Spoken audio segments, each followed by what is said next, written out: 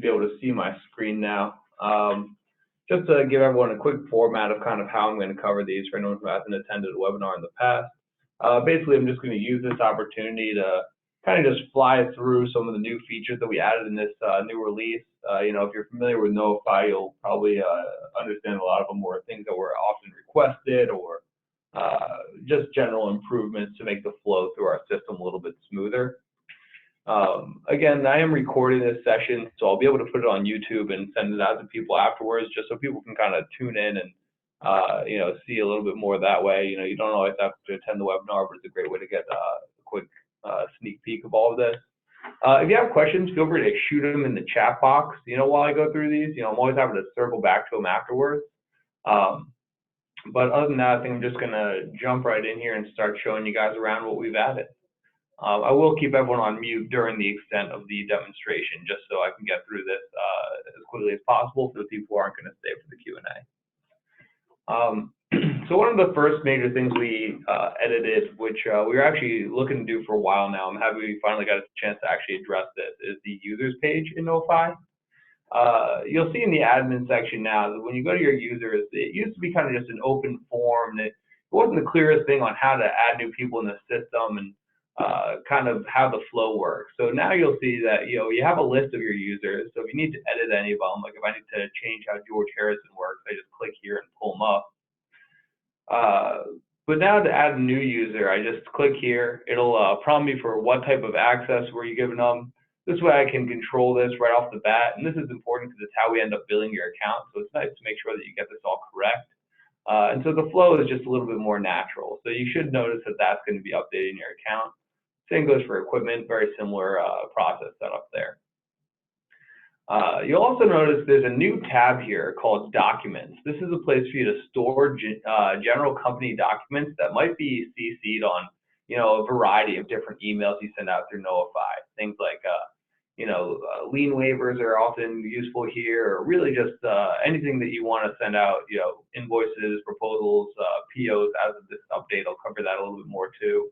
You can now have all of these attachments associated with them. So let's see if I actually have a good file, for example, here. I'll grab one of my invoices from Knowify, and you'll see that I can actually just copy this onto just about anything now. And so those are two things in the admin section that you should notice right off the bat.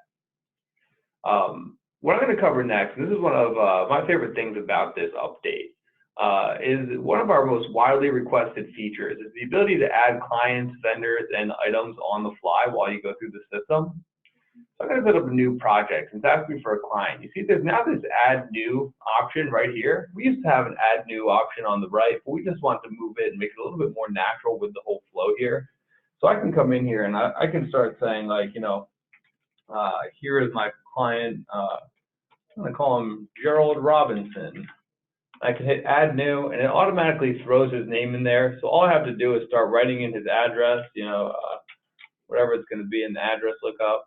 And we also give you the ability to add notes to customers now too. Just, Gerald found us via the billboard on 35. And it's just, now I have some more information on this client, aside from just the standard fields we give you, other email, contact, all of that. So it's just another nice option that we like to keep in the system for you. I'm going to go ahead and just kind of speed through some of this other stuff. It won't all be super relevant to the update. I'm going to set up a new job now, and a big part of what we've changed was on the whole workflow of how it goes when you add a subcontract to a project plan. So I'm going to go ahead and call this AV installation. And you see how when I'm typing here, it gives me the option to add new. This is for my service catalog that syncs up with QuickBooks if you're a QuickBooks user, but obviously we have it for the sake of Knowify as well, where I can add this and say, this is a new service that we offer. It's AV installation. I can put in stuff like a default scope of work, pricing, all of that stuff. And now I have this tagged into my job, so I know how we're going to invoice this, and it's going to run in sync with all of my QuickBooks features there. But what I really wanted to cover here is how the subcontractor stuff works. So I'm going to say we need to pay someone $4,000 in subcontractor costs for this. I'm also going to show you how some of our material flow goes. You'll see that I can actually add new things here. So if I want to say like flat screen TV, I can add this item. Again, this is the way I can add a product and say like, you know, if we're going to sell this, you know, as is, charge 800, but it costs us 500 for one of these items. Here's the item number. That's just a way that I can get some more information to the system. You know, now I don't have to go to my catalog and enter this separately. I can just say add item, and if I start typing flat screen TV, it's going to have that in my database already. So that's just a nice way we have a shortcut, so you don't have to manually add everything outside of this project plan. I'm going to go ahead and save changes here and upload my subcontract now so you can see how this works. But basically, I'm going to say, you know, this is going to be done by Ernie's Electrical Contractors. This is all run-of-the-mill classic Knowify.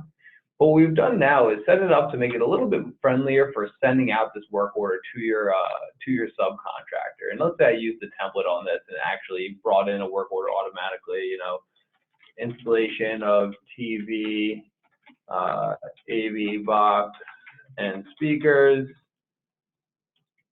Now I can click View PO here to automatically open up the purchase order that is generated to represent his subcontract, and click Email PO to Subcontractor, and we'll automatically generate this work order form. Like the rest of the forms in Knowify, it's always customizable. You know, you just let us know what you want us to customize about it. We'll always make edits, and we can auto load a lot of stuff like comments and special instructions into this form. It really just depends on how you want to use the system. It's all automated in Knowify, so I can actually email this right to the sub through our system.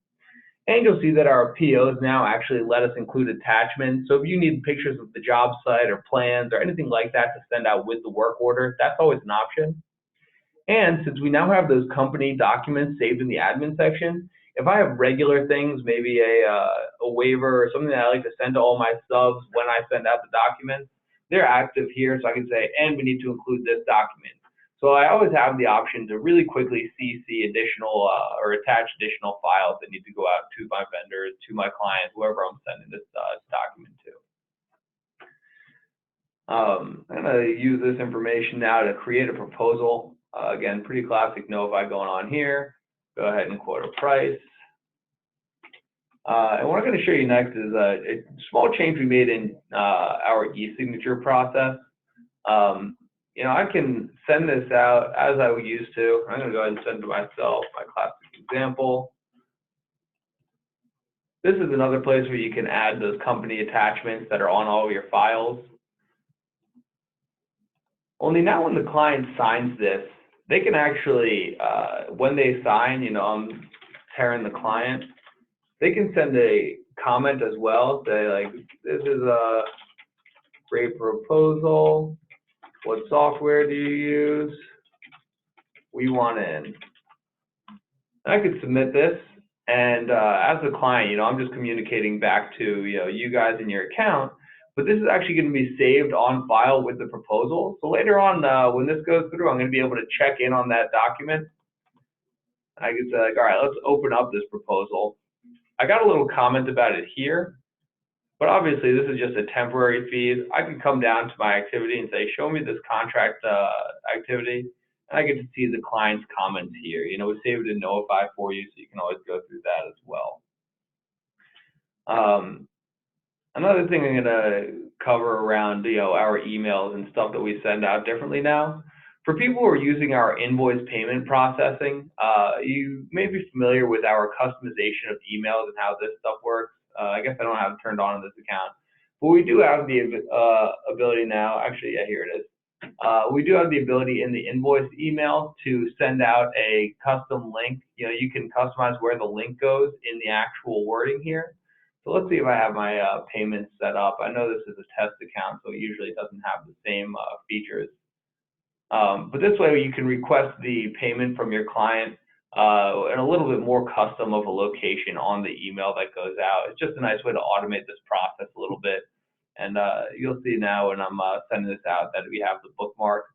So it's like include link to pay online, and we can move around this payment link anywhere. Before it kept ending up in people's auto signatures and getting hidden and stuff. So we just wanted to have the ability to get a little bit more information in, give you more freedom on how this stuff is translated to the client. And you'll see that again, we have this ability to add additional attachments. I can always drag and drop different files in here, but here are just the defaults that I have on file with the rest of my system. So we always give you the option to send out additional files. I mean, for the most part, that's really what we updated. I also want to mention that we did include infrastructure for overtime job costing if you do daily overtime. I'm not going to go through that in this demonstration because it's a big part of our improvements, and we are going to have to schedule an entire follow-up training session and webinar for just overtime since it's such a big change to the software. But we'll be sending out an invitation to learn more about that for people who are interested in job costs and their overtime. So you guys can always tune in on that one too. And of course, we'll record it for YouTube as well. I did get one comment, so I'm going to see what we got here.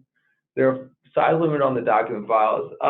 You know, I do believe we limited, I forget what the size is. We rarely ever see any kind of issues with file size. As long as you're uploading PDFs or images, you know, we rarely see anyone upload anything that's too large for our system. So no, there's no real size limit, although there is a 20 document limit, if I'm not mistaken, for what you can have as your company documents there.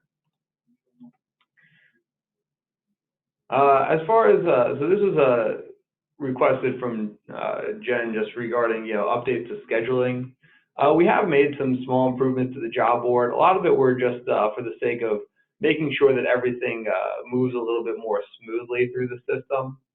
You know, I can always open up service jobs here. I can see closed jobs here. But a big part of what we did around this is you actually can use the job board now to create a service ticket. So I get to see what's going on in these in my company right now. And if I want to create a service ticket, I'll say, like, I want John to grab, you know, these two guys, and I can actually create a ticket for one day of the week that easily. And so this is just my way of creating a ticket through the job board. So I don't need to go through a different section or like go to this, you know, dispatch section and look at each individual day. I don't need to go look at my calendar, come back to the job board, come back to the service tickets. It's a little bit easier for the process of me just saying, like, I need these guys on a ticket this day, and it automatically builds a service ticket and starts scheduling these guys on the job based off of what I put in there. And so it's just a way to really speed up the process and make your whole scheduling process a little bit more organized through the job board.